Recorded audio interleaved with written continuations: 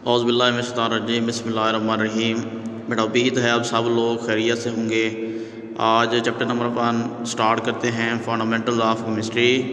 तो केमिस्ट्री के बारे में आपको पता होना चाहिए। केमिस्ट्री जो है ये साइंस की वो ब्रांच है जिसके अंदर हम मैटर की 4 चीज़ें स्टडी करेंगे। पहली उसकी composition, structure, properties and chemical reaction. 4 thing जो है मैटर की स्टडी करेंगे। कंपोजिशन यानी कि उसकी तरकीब, स्ट्रक्चर उसकी साख, प्रॉपर्टीज़ उसकी खसूसियात और उसके केमिकल रिएक्शन जो है वो हम स्टडी करते हैं। नेक्स्ट ये जो केमिस्ट्री है कहाँ कहाँ पे इस्तेमाल होती है, डिफरेंट इंडस्ट्रीज़ के नाम इधर आप लिख सकते हैं। जैसे कि मेडिसिन इंडस्ट्री है, इसको फार्मास्यूटिकल इंडस्ट्री कहा जाता है, paper industry, paints industry, cosmetics industry, insecticide, pesticide. Insecticide वो केमिकल होते हैं जो इंसेक्ट को मारने के लिए इस्तेमाल होते हैं, और पेस्टिसाइड वो केमिकल होते हैं जो पेस्ट को मारने के लिए इस्तेमाल होते हैं।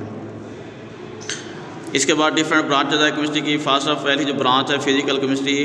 फिज़िकल केमिस्ट्री जो है केमिस्ट्री की वो ब्रांच है जिसके अंदर हम मैटर की 2 चीज़ों के दरमियान रिलेशनशिप को बयान करेंगे।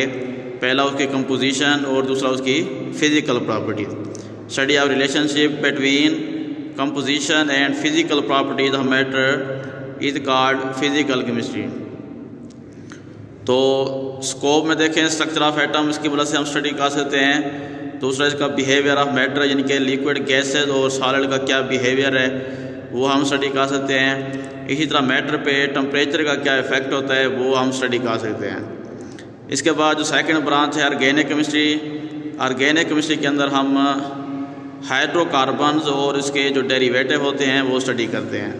The branch of chemistry that deals with the study of hydrocarbons and their derivative is called organic chemistry.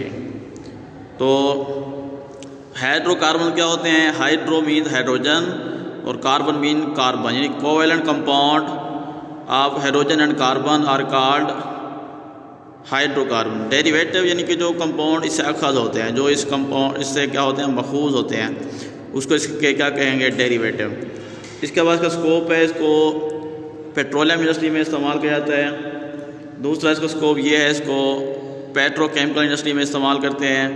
इसी तरह फार्मास्यूटिकल इंडस्ट्री के अंदर इसको इस्तेमाल किया जाता है। इनऑर्गेनिक केमिस्ट्री में देखें, ये केमिस्ट्री की वो ब्रांच है जिसके अंदर हम कार्बन और हाइड्रोजन के अलावा जितने भी एलिमेंट्स हैं और इसके जितने भी कंपाउंड हैं वो हम स्टडी करेंगे। Study of all elements and their compound except compound of carbon and hydrogen, इस सब का क्या कहेंगे? Inorganic chemistry. तो इसके स्कोप में देखें, पहला इसका स्कोप ये है, इसको ग्लास इंडस्ट्री में इस्तेमाल किया जाता है, यानी जहाँ पे शीशा वगैरह बनता है। सीमेंट इंडस्ट्री के अंदर जहाँ पे सीमेंट जो है वो प्रिपेयर्ड होती है। इसी तरह सिरामिक्स इंडस्ट्री के अंदर क्या करते हैं इसको यूज़। सिरामिक्स क्या है? हीट रेजिस्टेंट मटेरियल होता है और इसको मेटलर्जी में इस्तेमाल किया जाता है। मेटलर्जी क्या है? वो प्रोसेस है जिसके ज़रिए और से मेटल को क्या करते हैं? एक्सट्रैक्ट करते हैं। इसके बाद बायो केमिस्ट्री क्या होती है? Bio chemistry, bio mean life, chemistry mean chemical reaction. ये केमिस्ट्री की वो ब्रांच है जिसके अंदर हम structure, composition, chemical reaction of substance study करेंगे, जो कहाँ पे पाए जाते हैं? लिविंग ऑर्गेनिज्म के अंदर। नहीं, लिविंग ऑर्गेनिज्म के अंदर जो अशिया पाई जाती हैं उसके अंदर हम साख देखेंगे, उसकी कंपोजिशन देखेंगे, दूसरा उसके केमिकल रिएक्शन जो है वो स्टडी करेंगे। इसको यूज़ किया जाता है in the field of medicine, food science और एग्रीकल्चर। इंडस्ट्रियल केमिस्ट्री में देखें, ये केमिस्ट्री की वो ब्रांच है जिसके अंदर हम इंडस्ट्रियल स्केल पे यानी कमर्शियल स्केल पे ये जो कंपाउंड होते हैं वो कैसे प्रिपेयर्ड होते हैं, उसकी प्रिपरेशन का क्या करते हैं? मुताला करते हैं। अब इस स्कोप में देखें, जितनी भी इंडस्ट्रीज हैं उसके स्कोप में आप लिख सकते हैं। जैसे कि फर्टिलाइज़र इंडस्ट्री है, सोप इंडस्ट्री है, पेंट्स इंडस्ट्री है, इसी तरह पेपर इंडस्ट्री। इसी तरह 6 branch nuclear chemistry. Nuclear chemistry के अंदर हम 3 चीज़ें स्टडी करेंगे। पहली यानी रेडियो एक्टिविटी, दूसरा न्यूक्लियर प्रोसेस और उसकी प्रॉपर्टीज़। रेडियो एक्टिविटी क्या है? यानी कि वो एलिमेंट जिनका एटॉमिक नंबर 92 से ज़्यादा होता है वो रेडिएशन खारिज करते हैं, उन एलिमेंट को रेडियो एक्टिव एलिमेंट कहा जाता है। और इस टेक्निक को क्या कहेंगे? रेडियो एक्टिविटी कहेंगे। इसी तरह न्यूक्लियर प्रोसेस स्टडी करेंगे और उसकी खसूसियात। इसके स्कोप में देखें, इसको यूज़ किया जाता है रेडियोथेरेपी के अंदर। रेडियोथेरेपी के वो टेक्निक है जिसको कैंसर के इलाज के लिए इस्तेमाल करते हैं।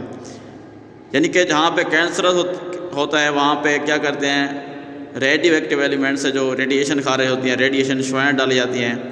ये शुआएँ जो हैं कैंसर काजिंग जो जार्म्स होते हैं इसको क्या कर दें, या तो डेड कर देंगी या इसकी ग्रोथ को स्टॉप कर देंगे। दूसरा, इसको फूड की प्रिजर्वेशन में इस्तेमाल करते हैं, खुराक को महफूज करने के लिए भी इसको इस्तेमाल किया जाता है। तीसरा इसका ये है, इसको पावर जनरेशन में, यानी इलेक्ट्रिसिटी पैदा करने के लिए न्यूक्लियर रिएक्टर के अंदर भी इसको इस्तेमाल किया जाता है। अब नेक्स्ट जो ब्रांच है environmental chemistry.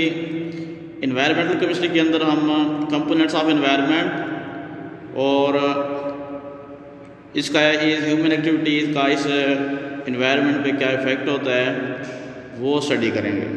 Components of environment जिनके माहौल का इज़ाफ़ा और इस माहौल पे इंसानी जो सरगर्मियाँ हैं, जो ह्यूमन एक्टिविटीज़ हैं, इसका क्या इफ़ेक्ट होता है वो स्टडी करेंगे।